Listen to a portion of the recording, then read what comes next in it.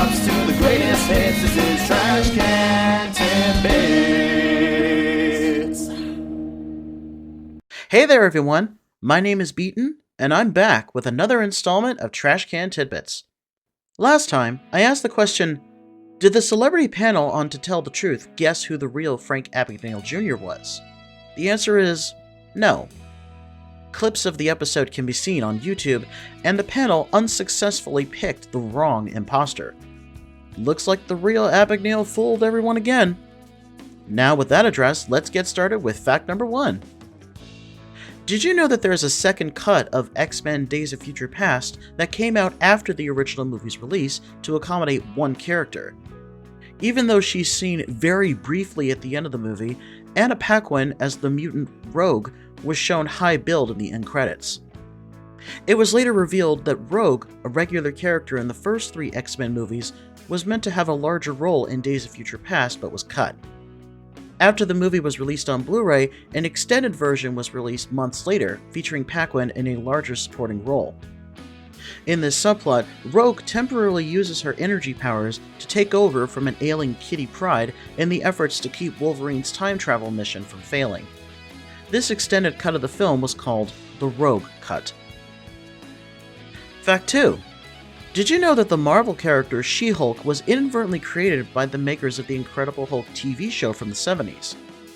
It all began with a possible storyline and spin-off show that was very similar to the popularity of the $6 Million Man and its spin-off series, The Bionic Woman. The idea would be that the Incredible Hulk's lead character, David Banner, would have a sister who got into an accident and would have needed an emergency blood transfusion with her brother's radioactive blood. The transfusion would have given her similar powers of transformation when she got angry. That idea never ended up happening for the TV series, but Marvel themselves got hold of it and developed the character into She-Hulk. The backstory was also pretty much the same, except she would be rewritten as Jennifer Walters, Bruce Banner's cousin, and not his sister. Fact 3. Did you know that the creative team of The Sound of Music was questioned by the police at one point? As is often the case with shooting on location, you're bound to run into some interesting interactions.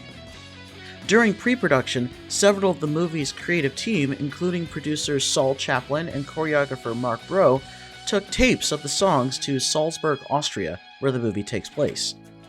The goal was to go through the town, finding specific locations, setting down dance steps, and mapping out camera marks during the various songs, including I Have Confidence and Do Re Mi, all the while blaring music out from the audio player. One day, the team was confronted by a confused policeman asking what they were doing. Due to the language barrier, however, nobody on the team could really explain what was going on, but in broken German, they all merely said that they were from the United States. The cop just rolled his eyes and walked away without saying another word. I'm sure, though, he was thinking, ugh, crazy Americans. Fact 4. Did you know that the entire opening scene of The Matrix was done as a test film? The Wachowskis spent about 5 years writing the movie, and that included all the concept art they conceived and had drawn up, over 600 illustrations. While in production for a movie they were making called Assassins, their script was read by Warner Brothers producer Joel Silver. The higher-ups at WB, however, were not convinced that it would be a success. So they gave Lana and Lily Wachowski $10 million for some test footage. The sisters took that money and created the entire 10-minute opening scene with Trinity's fight and running away from the agents. This was enough to convince Joel Silver and the rest of the WB executives that the movie would be successful, and the rest of the $60 million budget was given to them accordingly and used wisely. Fact 5. Did you know that the original Frankenstein novel did not exactly reveal how the monster was brought to life? Mary Shelley conceived her novel in the early 1800s during the period of Enlightenment, when science began the overtaking of religion over various ideas. The character Victor Frankenstein assembles his creature from various deceased body parts, but it's not entirely said how he managed to bring it to life, whether through alchemy or any other means. The 1931 film from Universal was the first to show that electricity was the main catalyst in reanimating the monster. Almost every subsequent film adaptation has followed that example ever since, and has become the norm. Fact 6. Did you know that the Penguin, as portrayed in Batman the Animated Series, was designed as the movie Batman Returns was being made?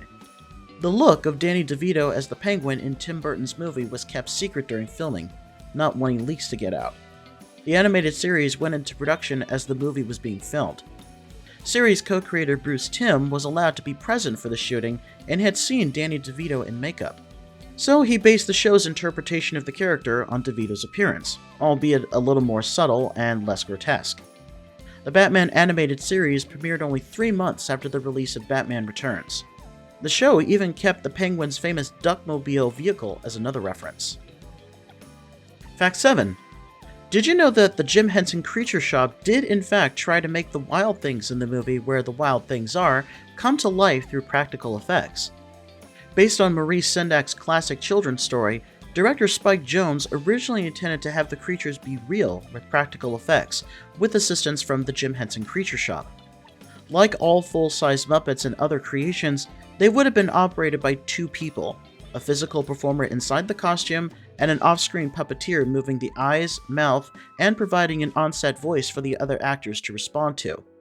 Unfortunately, the costumes, including the giant heads for the Wild Things, were way too heavy and tall for the performers, and they couldn't walk in a straight line without toppling over. Jonze was eventually forced to abandon the Creature Shop's efforts and have the Wild Things be a combination of the bottom halves of the costumes and CGI heads, with tennis balls on top where child actor Max Records could look into their eyes. It was a valiant effort, but sometimes practical effects are not as practical as you might think, unfortunately. Fact 8. Did you know that, like in the novel Jurassic Park, the character of Ian Malcolm was supposed to die in the movie? Author Michael Crichton originally wrote the character of chaos theorist Ian Malcolm as almost a throwaway character played in the movie by Jeff Goldblum, and he was actually killed in the book by the T-Rex. This was supposed to happen in the movie. Goldblum, however, was against this, saying that he wanted to be more of a hero and play a bigger part. In the end, Malcolm would merely be injured in helping to save the children from the T-Rex and be in a cast for the rest of the movie. The move apparently won Michael Crichton over, because his next book, 1995's The Lost World, which would later be made into a movie starring Jeff Goldblum, would retcon the events of the first book, saying that Ian Malcolm had survived. I'd say it was a smart move, since we wouldn't get this iconic moment had Malcolm been killed. Fact 9. Did you know that the ending for Tim Burton's Batman movie was partially inspired by the Phantom of the Opera? And it was even suggested by none other than the Joker himself, Jack Nicholson. For a little background here, Nicholson was well known for his late-night partying, attending clubs, fancy dinners, seeing shows, the whole shebang. Batman was filmed in London, which is also known for its bustling theater district. Nicholson took the opportunity to see several shows in the West End during the movie's production, one of them being The Phantom of the Opera. Attending the show with him was Batman's producer, Jon Peters. At the end of the Act 1 finale, there's a scene set on the rooftops of the Paris Opera House where Christine and Raoul sing their love duet, All I Ask of You. The scene climaxes with the Phantom literally crashing the party by releasing the show's centerpiece, the chandelier, falling onto the stage. Jack Nicholson and Jon Peters were inspired by that, and not long after, the final act of Batman, where he and the Joker fight to the death in the church tower, was written. Fact 10. Did you know that Anne Hathaway was cast in the Princess Diaries largely because of her hair? Hathaway made her film debut in the movie as nerdy San Francisco teenager Mia Thermopolis, who discovers out of the blue that she's a real-life princess. Director Gary Marshall auditioned hundreds of girls, and it was ultimately down between Hathaway and a few others. After Hathaway's audition, Marshall took her tape to the most unlikely of judges, his 2 granddaughters. The girls chose Hathaway mostly because they felt she had the best princess hair. Indeed, Hathaway's hair was really long and styled in such a way that impressed Marshall's granddaughters. Ironically, for the first third of the movie, Anne Hathaway wears a big messy wig as well as bushy, glued-on eyebrows that were literally a handful to deal with. Gary Marshall's granddaughters even make cameos in the movie as 2 girls to whom Mia signs autographs for. So, based on the judgment of 2 10-year-old girls who really liked her hair, a star was born, or to put it more accurately, took root. And here's today's trivia question. Actress Terry Hatcher is best known for starring in TV shows like Lois and Clark, The New Adventures of Superman, and Desperate Housewives. However, she did take a shot at being a Bond girl. She played Paris Carver in Tomorrow Never Dies, a woman married to the film's main villain, Elliot Carver. It was Pierce Brosnan's idea to have a Bond girl be someone from James Bond's past with whom he once had a relationship with. Terry Hatcher's then husband, meanwhile, urged her to be in it because his dream was to be married to a Bond girl. However, shooting with her proved to be chaotic, and even Hatcher herself briefly feuded with Pierce Brosnan during production. In the end, she was not satisfied with how the character turned out. My question to you is, why was Terry Hatcher difficult to work with during the making of Tomorrow Never Dies? And there we go for this episode. I hope you enjoyed the trivia I brought for you. Stay tuned for more fun content, and please don't forget to like, subscribe, share, and ring the bell to be notified for future videos and updates. Thanks for watching, and I'll see you next time!